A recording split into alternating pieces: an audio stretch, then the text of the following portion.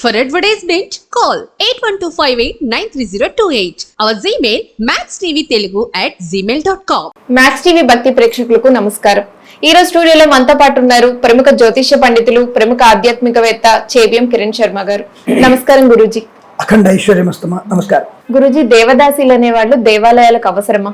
మనకు ఒకప్పటి కాలంలో చూసుకుంటే ఇప్పుడు దేవదాసులు ఎక్కడ ఉన్నారమ్మా? మీరు ఇక్కడ చూశారు దేవదాసులు ఉన్న విషయంలో? ఇప్పుడు కాదు గురూజీ, అప్పటి కాలంలో అంటే మనందరికి చాలా మందికి తెలియని విషయం కదా, అందుకని. అంటే ఈ మధ్య సినిమాల్లో చూపించేటువంటి తత్వాన్ని నేను చాలా అగెనెస్ట్ వాటికి. నేను ఏదైనా స్ట్రైట్ ఫార్వర్డ్ మాట్లాడతాను. నేను మరి ఎవడు చూపిస్తున్నాడో ఈ సినిమాల్లో ఇటువంటివి, కానీ అది సహేతుకం కాదు. ఆ విషయం గుర్తుపెట్టుకోండి.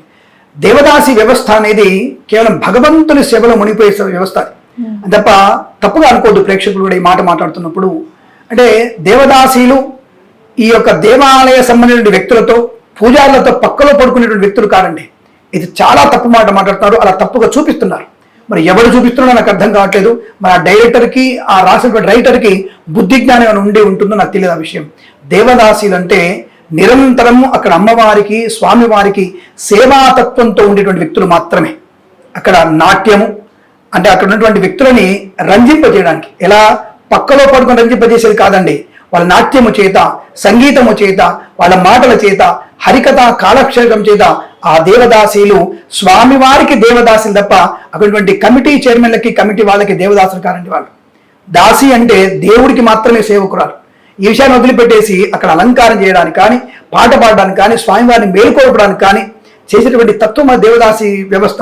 మరి అది ఇప్పుడు దీన్ని సినిమాలు చూపినట్టుగా మీరేదో సినిమాలు చూపించారు, దేవదాసీలు పక్కలో పడుకోబెట్టారు, ఆ బ్రాహ్మణుడు దీన్ని చేశాడు. ఎవరు చూపిస్తారు మీకు ఇవన్నీ కూడా?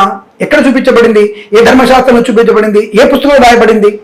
ఎవడు రాసిన కమ్యూనిస్టు భావాలతో ఉన్నటువంటి రాతలు మాకు కాదండి. ధర్మశాస్త్రంలో చెప్పబడిందా?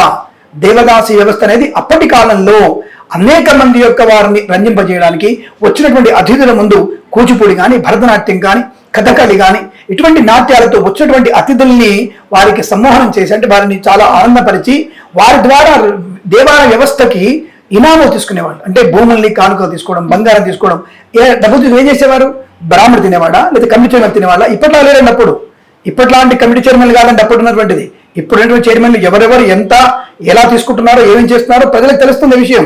కానీ అప్పుడు మాన్యాలుగా ఉన్నాయి, భూమి మాన్యాలు, దేవుడి మాన్యాలు ఉన్నాయి. ఇప్పటి అటువంటి దేవుడి మాన్యాలకు వచ్చినటువంటి వాటినటువంటి డబ్బుల్ని ఆ షాపులు కట్టి వాటిని డెవలప్ చేస్తూ వచ్చిన హుండీ ఆదాయాన్ని దేవాలయం డెవలప్మెంట్ చూస్తుంది తప్ప కొత్తగా మీరేమి దేవాలయానికి ప్రభుత్వం వారు నయా పైస ఇవ్వటం లేదు. ఎండోమెంట్ డిపార్ట్మెంట్ నుంచి ఒక్క పైస కూడా దేవాలయానికి రాదు. ఎట్టి పరిస్థితులు కూడా వాళ్ళకి ఇచ్చేటువంటి వేద పండితులకి, పురోహితులకి జీతాలన్నీ కూడా భక్తులు, ధర్మకర్తలు, భక్తులు మాత్రం ఇచ్చినవే. ధర్మకర్తలు, భక్తులు ఇచ్చినవే తప్ప అనుకోవట్లేదు. అటువంటి స్థాయి నుంచి మీరు దేవదాసి వ్యవస్థ గురించి చెడుగా మాట్లాడడం, దాన్ని బ్రాహ్మణుడికి నెగిటివ్గా ఆపాదించడం, అటువంటి ధర్మకర్తలకి నెగిటివ్ ఆపాదించడం ఎవరు చేశాడు? ఇది మధ్యలో ఒకరిద్దరు చేసి ఉండొచ్చు, అది వాళ్ళు తప్పుడుగా ప్రవర్తింపజేసి వాళ్ళని బ్లాక్మెయిల్ చేసి వాళ్ళ వైపు తిప్పుకొని ఉండొచ్చు. కానీ ఈ దేవదాసి వ్యవస్థ అనేది మాత్రం కేవలం ఉంపుడు గత్తగా ఉన్నటువంటి వ్యవస్థ కాదండి. కేవలం భగవంతుడికి సేవ కోసం నిర్మించబడింది. భగవంతుడి సేవలో లీనమైపోయి 10 మందికి జగంజకమైనటువంటి తన అభినయంతో, తన గాత్రముతో 10 మందిని దేవాలయానికి రప్పించేటువంటి ప్రయత్నంలో, ధర్మకార్యాన్ని నిలబెట్టే ప్రయత్నంలో తన దాసిగా ఉంది తప్ప దేవుడికి దాసి తప్ప మనుషులకి దాసిగా ఇప్పుడు లేదు. అటువంటివి అబద్ధాన్ని మధ్యలో క్రియేట్ చేసి ఈ మొఘలు సామ్రాజ్యంలో, తర్వాత బ్రిటిష్ వ్యవస్థలో, దరిద్రపు బ్రిటిష్ వ్యవస్థలో, ఈ అతి దరిద్రపు మొఘల్ సామ్రాజ్యంలో ఈ హిందూ దేవాలయ వ్యవస్థను నాశనం చేసి దేవదాసులను తప్పుడుగా చూపించడం మొదలుపెట్టేసి మా మీద నింద వేయడం, అంటే ధర్మం మీద నింద వేయడం, దానివల్ల ప్రజలకి వ్యతిరేకమైనటువంటి పోకలు తీసుకుపోయి దాన్ని నాశనం చేశారు తప్ప అటువంటి వ్యవస్థ కాదండి. దేవదాసి అత్యంత పుణ్యస్త్రీ, అంటే బ్రహ్మచారిణిగా ఉంటూ, ఇక్కడ ఒకటి విశేషం, నిరంతర బ్రహ్మచారిణిగా ఉంటూ దేవుడి సేవ చేయాలి. దేవుడికి దాసి నువ్వు అట్లని చెప్పి దేవుడి పక్కన పడుకోమని చెప్పలేదండి.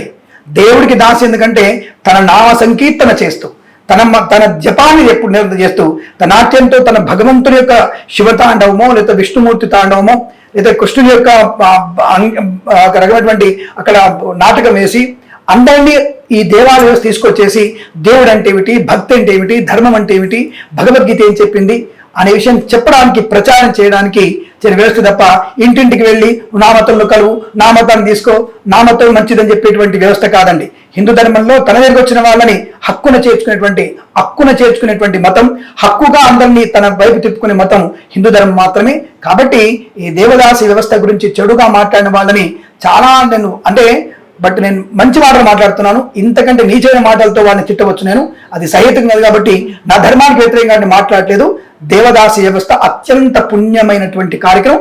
ఆవిడ భగవంతుడితో సమానమైంది, ఆవిడ దేవుతో సమానమైన దేవదాసి తప్ప చెడుగా అంత చూపించడం తప్పు. అలాంటి ప్రవర్తన ధర్మశాస్త్రం లేదు, అది అబద్ధం. దేవదాసి వ్యవస్థ చాలా మంచి వ్యవస్థ, ప్రజలకి దేవుడికి అనుసంధానంగా ఉంటుతను అనేకమైనటువంటి శుభాన్ని కలిగించేదే దేవదాసి వ్యవస్థ. అత్యంత పుణ్యశ్రీ ఆవిడ. శుభమస్తు. ధన్యవాదాలు గురూజీ. శుభం తల్లి.